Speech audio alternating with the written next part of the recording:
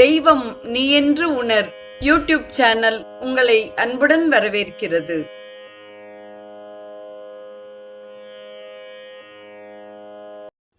வாழிய செந்தமிழ். அன்பு நிறை உள்ளங்களுக்கு அன்பார்ந்த வணக்கங்கள். வாழ்ந்து காட்டிய வள்ளல்கள் வரிசையில் சுவாமி சிவானந்தரின் வாழ்க்கை வரலாற்றை தொடர்ந்து அவர் எழுதிய ஹிந்து விரதங்களும் விழாக்களும் என்ற நூல் குறித்து நாம் சிந்தித்துக் கொண்டிருக்கிறோம். இன்றைய நிகழ்வில் கீதா ஜெயந்தி குறித்து சுவாமி சிவானந்தர் கூறும் அரிய கருத்துக்களை நாம் தொடர்ந்து சிந்திப்போம். ஸ்ரீமத் பகவத்கீதை பிறந்த நாளே கீதா ஜெயந்தி ஆகும். மார்கழி மாதத்தின் வளர்ப்பிறை 11ஆம் நாளன்று கீதையை போற்றி பாராட்டும் அனைத்து பக்தர்களாலும் பாரதம் முழுவதும் இது கொண்டாடப்படுகிறது.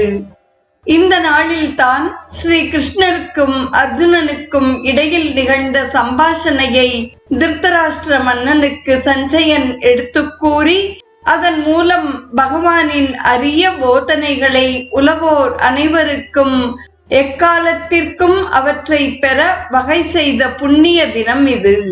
மனிதகுல வரலாற்றில் கீதா ஜெயந்தி ஒரு முக்கிய நாளாகும். சுமார் 1000 வருடங்களுக்கு முன் இதே நாளில் மானிட நாகரீகம் என்னும் வானத்தில் பேரொளி வீசும் மின்னல் ஒன்று மின்னியது. குருக்ஷேத்திர போர்க்களத்தில் பகவானால் அளிக்கப்பட்ட பகவத்கீதை போதனையே அந்த ஆன்மீக பேரொளியாகும். வினாடி போதில் தோன்றி மறையும் ஏனைய சாதாரண மின்னலை போல் அல்லாமல் இந்த புனித நாளில் அன்று தோன்றிய இப்பேரொளி பல நூற்றாண்டுகள் தொடர்ந்து ஒளிர்ந்து பூரணத்தை நோக்கிய மனித குலத்தின் பாதையை இன்றும் ஒளிர்வித்துக் கொண்டிருக்கிறது. மிகவும் அழகிய அதே வேளையில் ஒரே உண்மையான தத்துவ கீதம் பகவத்கீதையாகும். தத்துவம் மற்றும் ஞானத்தின் மேலான பாடங்கள் அதன் பால் உள்ளன. அது அமரகீதம், தேவகீதம். அது ஒரு பொதுமறை. ஜாதி, மத, வயது மற்றும் சமய வேறுபாடின்றி அனைவருக்கும் பொருந்தும் ஒரு வாழ்க்கை தத்துவம் அதில் அடங்கியுள்ளது. 6000 வருடங்களுக்கு முன்னர் பகவானான ஸ்ரீ கிருஷ்ணரால் இந்திய அரசகுமாரனான அர்ஜுனன் மூலம் அருளப்பட்ட செய்தியே பகவத்கீதையாகும். பாரதத்தின் புராதனமான தத்துவ சுரங்கமாக விளங்கும் உபநிடதங்களின் அடிப்படையில் கீதையின் போதனைகள் அமைக்கப்பட்டிருக்கின்றன. இருமை நிறைந்த உலகத்தில் இருந்தும் எதிரிடை இரட்டைகளில் இருந்தும் விடுபட்டு அழியாத ஆனந்தம் மற்றும் அமரத்துவத்தை அடைவதற்கான வழியை கீதை காண்பிக்கிறது. அது ஒரு செயல் தத்துவம். வெளி சூழ்நிலையினால் ஒருவரது அந்தராத்மா சிறிதும் பாதிக்கப்படாமல் அனைத்து செயல்களின் பலனையும் பகவானிடம் அர்ப்பணித்து போராட்டமயமான உலகில் ஒருவன் ஆற்ற வேண்டிய அன்றாட கடமைகளை அது போதிக்கிறது. ஆற்றல் மற்றும் அறிவின் கேந்திரமே கீதை. நீங்கள் தளர்ந்திருக்கும் போது அது உங்களை சக்திசாலியாக்குகிறது. நீங்கள் அயர்ந்திருக்கும் போது அது உங்களுக்கு உற்சாகம் அளிக்கிறது. அதர்மத்தை அகற்றி தர்மத்தை கடைபிடிக்க அது உங்களை கேட்டுக்கொள்கிறது. கீதை ஒரு வெறும் புத்தகம் அல்ல. அது ஒரு வெறும் மறைநூல் அல்ல. மனித குலத்திற்கு என்றென்றும் தேவைப்படும் ஓர் உயிர் துடிப்புள்ள செய்தியை சொல்லுவதே அது. ஞானக் கடலான பரமாத்மனிடமிருந்து பெருகும் அமுத மொழிகளே அதில் அடங்கியுள்ளன. கீதையின் குரல் பரமாத்மனின் அழைப்பாகும். அது தேவநாதத்தின் விளக்கமாகும். அனைத்து உயிர் மற்றும் ஆற்றலின் இருப்பிடம் ஓம் ஆகும். இது தேவ வாக்கு. நீங்கள் அனைவரும் பேருண்மையின் தொடர்ந்த இடையறாத உணர்வில் ஆழ்ந்திருப்பீர்களாக என்று யாண்டும் அழைக்கும் நாத பிரம்மம் அதுவாகும். இந்த உயர்ந்த செய்தியைத்தான் கீதை விவரித்து தெளிவாக உலகோர் அனைவரும் ஏற்றுக்கொள்ளும் விதத்தில் எடுத்து இயம்புகிறது. கீதையின் இதே செய்தியைத்தான் நானும் உங்களுக்கு அழுத்தமாக நினைவுபடுத்த விரும்புகிறேன். எப்பொழுதும் தெய்வீகத்தை உணர்ந்திருத்தல், யாண்டும் தெய்வீக சாநித்தியத்தை உணர்தல், உங்கள் இதயத்திலும் உங்களை சுற்றிலும் எப்பொழுதும் பரமாத்மனின் நினைவுடன் வாழ்தல் என்பதானது பூமியில் பூரண தெய்வீக வாழ்க்கை வாழ்வதாகும்.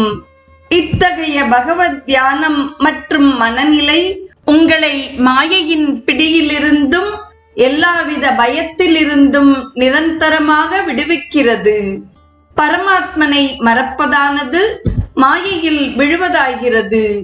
பேருண்மையின் இடையறா நினைவில் வாழ்வதானது மாயையிடமிருந்து வெகு தூரம் விலகி அருளொளியில் யாண்டும் இருப்பதாகும்.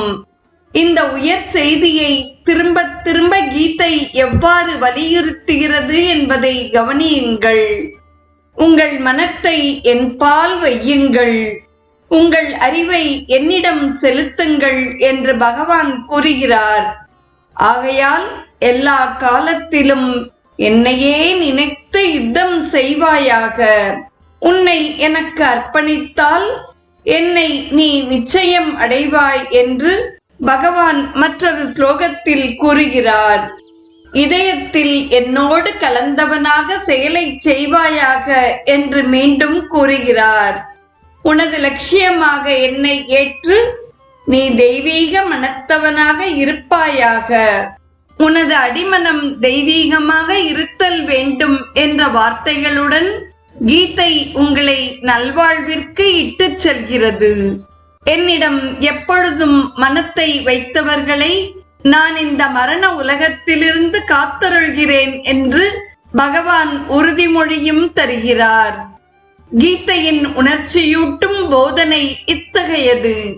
அது உலகில் மனிதன் தனது கடமையை செய்வதற்கு இடையிலேயே பூரண வாழ்க்கை வாழும் வழியை காட்டுகிறது. மனிதன் இந்த போதனையை வெகு காலமாக மறந்துவிட்டான். இறைவனை மறந்து பணத்திற்கும் புலன் இன்பத்திற்கும் உலகம் அடிமையாகிவிட்டது.